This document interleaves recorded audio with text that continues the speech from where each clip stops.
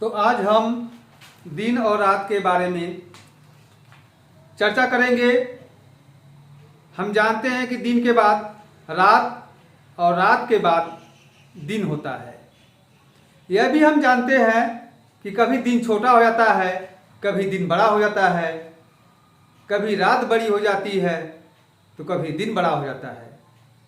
पर हम ये कभी ध्यान से सुनते हैं या जानते हैं कि क्या दिन और रात कभी बराबर भी होते हैं? इसके बारे में हम चर्चा करेंगे। तो हम पाते हैं कि साल में 2 बार दिन और रात बराबर होते हैं। पर वो कौन कौन से दिन हैं, कौन कौन सा तारीख है जिस डेट को हमारा दिन और रात साल में 2 बार बराबर होते हैं?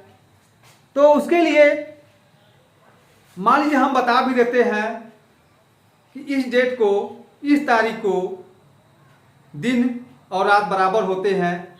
तो कभी कभी एग्जाम में हम कंफ्यूज हो जाते हैं। तो उसके लिए हम एक सूत्र होता है कि 21 माता 22 सीता। अब 21 माता और 22 सीता का ये जो ट्रिक है, इससे हम जानेंगे कि 21 माता का मतलब क्या हुआ। जैसे 21 माता, अब 21 माता का मतलब 21 मार्च। प्रत्येक वर्ष इस 21 मार्च को, प्रत्येक वर्ष 21 मार्च को दिन और रात बराबर होता है। फिर आता है 22 सीता। अब 22 सीता का मतलब क्या हुआ? 22 सीता, 22 सीता, 22 सीता का मतलब हुआ 22 सितंबर। 22 सितंबर, 22 सितंबर को 21 माता का मतलब 21 मार्च और 22 सीता का मतलब 22 सितंबर। साल में इन 2 महीनों में 2 तारीखों को, 21 मार्च को और 22 सितंबर को दिन और रात बराबर होता है।